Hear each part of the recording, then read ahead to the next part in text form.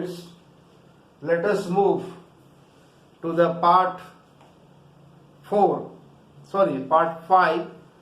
of the topics onto, into and composite function.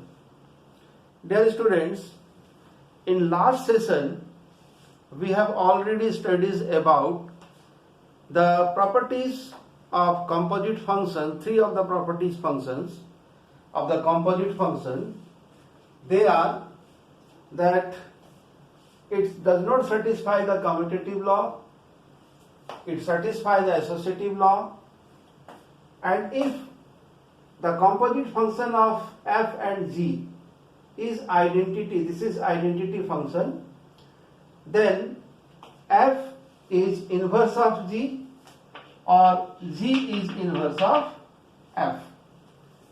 So in part 4 we have studied this one. Now we will study 4, 5 and 6 in this session. And now if f and g both are 1, function, then gof and is also a 1, function. Or you may say, if f and g both are bijective function, then gof is also a bijective function.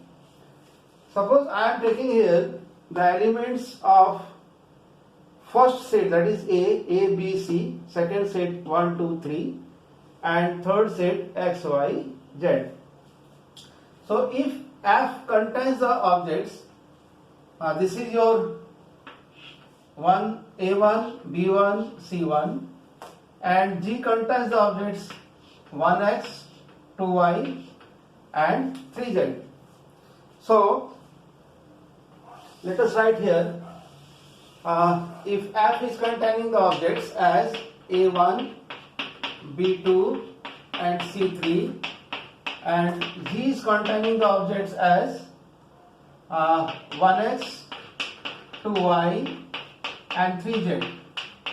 So what should be the objects contained by the function g of f? This is your ax, by and cz. So this is 1, this is also 1, this is also 1. But we have the theorem number 4.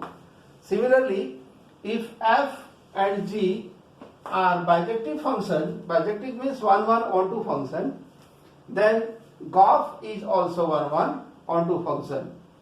Now let us move to the fifth one and sixth one. They are very important.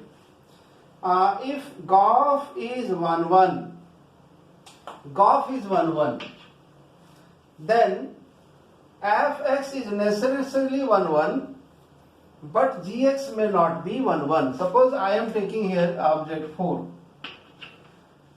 This 4, now the set containing the objects 1, 2, 3, 4. Now suppose this is, I am constructing such type of functions as gof. So here, what about now g is? G is containing one more object, that is what? 4z. So what you have observed here, now gof is 1.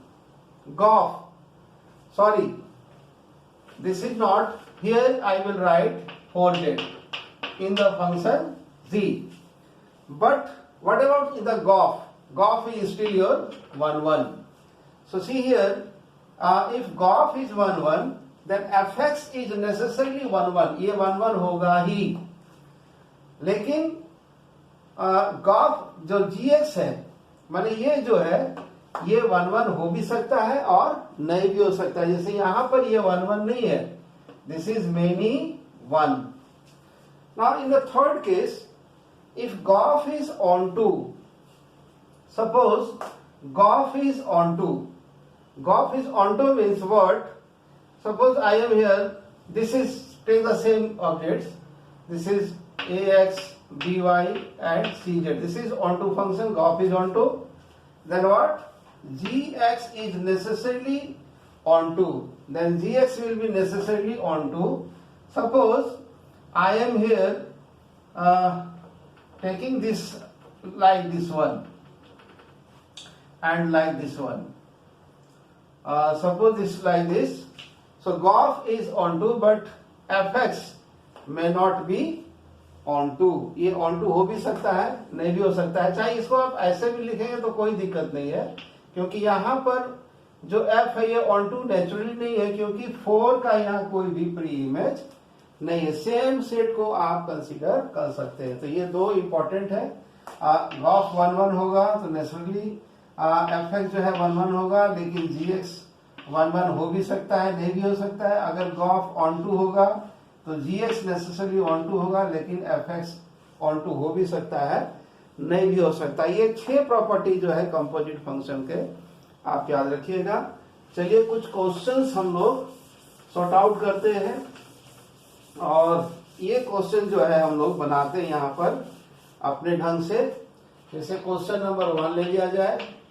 Late fx is equal to 2x plus 1 and gx is equal to x square plus 1.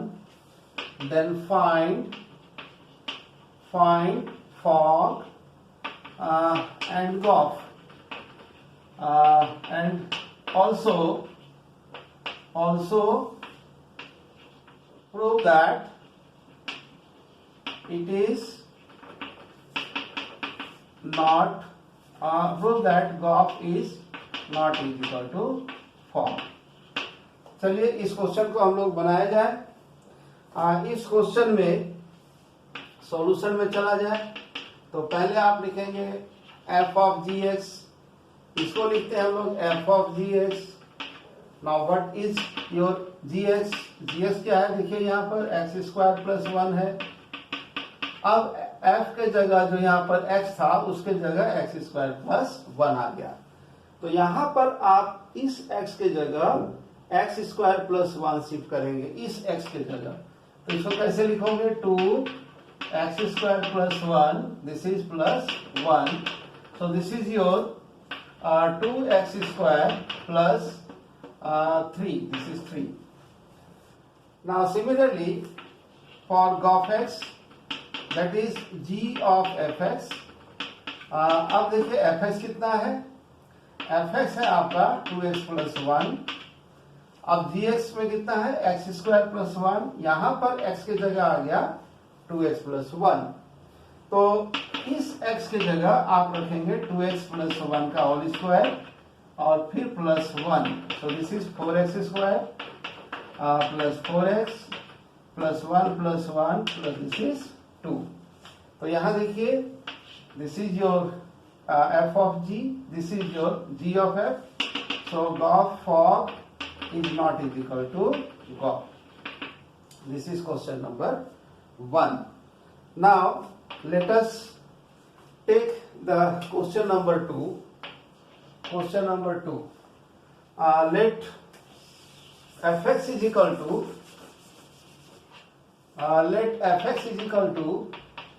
ax plus b and gx is equal to cx plus d. A c not equal to 0 and a is equal to 1, b is equal to 1. If f of gx is equal to g of fx, then find the value of C and D. इस question को देख लिया जाए. इस question में हम लोग इसको कैसे बनाते हैं. चलिए इसको बनाया जाए. हर क्वेश्चन को आप देखिए, क्वेश्चन बनाने का क्या विधि है उसको समझिए, इसके बाद ही इसका चीज जो है आपको गले पड़ेगा. जैसे देखिए यहां पर क्या दिया हुआ है? f of gx is equal to g of fx. मतलब this is f of gx, this is g of, इसको आप ऐसे लिख देते हैं, इसको आप लिखेंगे g of fx. Now what is gx? gx हो गया आपका cx प्लस 1 और fx क्या है, this is ax plus 1. So now this is इस x की जगह आप रखेंगे cx plus d, sorry this is cx plus d, cx plus ax plus b. So this is a cx plus d plus b is equal to c ax plus d, sorry b plus d. अब इसको जब simplify करोगे हो जाएगा a c x plus a d plus b c A x plus b c plus d. यहाँ दोनों ये cancel हो गया. Now put the values of a and b. तो ए का वैल्यू 1 है, तो बी का वैल्यू 2 है, this is 2. Now again b का value is 2, that is 2c plus d. So this is d cancel होगा. So c is equal to 1. तो d का वैल्यू यहाँ पर नहीं आ पा रहा है. इसका मतलब है कि d is containing all real numbers. इसको आप याद रखेंगे, d belongs to r. It is true for all real numbers of d. So this is the answer. Now question number 3. Question number 3 में एक क्वेश्चन, स्पेशल क्वेश्चन लिया जाए. Question number 3. Let gx is equal to 1 plus root x and f of gx is equal to 3 plus 2 root x plus x. Then find what? fx. fx निकालना है. इस question को हम लोग कैसे बनाते हैं? तो इस क्वेश्चन को बनाने के लिए हम लोग को क्या करना है, what we have to do. Solution में चलते हैं. Let y is equal to gx. So what is y? 1 plus root x. अब यहां पर देखो fx जो है रूट एक्स में x है और x को कंटेन कर रहा है. तो इस इक्वेशन से you find root x, that is y minus 1 and x is your y minus 1 the whole square. So now what is fy? Because you have taken gx as y लिए हुए तो fy हो गया. So this is 3 plus 2 y minus 1 plus x means y minus whole square. So this is 3 plus 2y minus 2 plus y square minus 2y plus 1. So this will be cancelled. So what is your answer now? This is y square plus 2. So what is fx? So fx is your x square plus 2. This is the answer. चलिए एक और question को हम लोग लेके चलते हैं, जिसमें हम लोग ये प्रूफ करेंगे कि कंपोजिट फंक्शन से भी हम लोग इनवर्स फंक्शन का प्रॉब्लम्स को सॉर्ट आउट करते हैं. एक स्पेशल क्वेश्चन को लिया जाए. Question number 4. Question number 4. Let f is a function from r difference 3 to r difference 1 and g is the function from r difference 1 to r difference 3 defined as fx is equal to x plus 2 divided by x minus 3 and gx is equal to 3x plus 2 divided by x minus 1, so that f and g both are inverse of each other. So this is very important question in CBSE point of view as well as competitive point of view. जैसे कि आपको हर वक्त कहा जाता है कि part 2, part 3, part 4, and now this is in part 1 of the onto into function, और part 2, part 3, part 4 of relation and function. ये जो चार चीज है, ये चार पार्ट बहुत इंपॉर्टेंट है. इसको आप बार बार देखिए और फंक्शन और रिलेशन को समझने का आप कोशिश कीजिए। इसको हम लोग बनाते कैसे, पहले तो आप समझ लीजिए कि इसका डोमेन f का r डिफरेंस 3 है तो इसका रेंज r डिफरेंस 3 है, इसका रेंज r डिफरेंस 1 है तो इसका डोमेन r डिफरेंस 1 है। तब दो फंक्शन का डोमेन और रेंज जब एक्सचेंज हो जाता है और जो फंक्शन डिफाइंड होता है, डिफाइंड के अनुसार अगर ये सेटिस्फाई कर जाएगा कि जो भी आप फंक्शन ले रहे हैं वो आइडेंटिटी फंक्शन होगा। This is identity function. Identity function जब ये फंक्शन क्रिएट हो जाएगा सॉल्यूशन के बाद, जब आपको इस तरह का कोई नंबर मिलेगा या इस तरह का फंक्शन क्रिएट होगा, तो इसका मतलब है f और g दोनों एक दूसरे के क्या होंगे, इनवर्स होंगे। तो चलिए ये चीज हमको मिलता है कि नहीं, इसी को हमको देखना है। तो सबसे पहले हम लिखेंगे f ऑफ gx। तो f ऑफ gx कितना हो गया, 3x plus 2 by x minus 1। Now what is fx, fx यहाँ पर है तो दिस इज योर x के जगह आप रखेंगे 3x plus 2 by x minus 1 plus 2 और यहाँ रखेंगे 3x plus 2 by x minus 1 minus 1।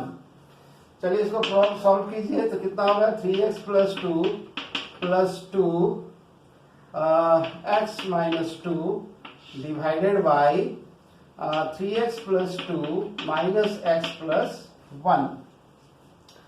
तो यहाँ पर 3x प्लस 2, यहाँ पर 2, तो 3x प्लस 2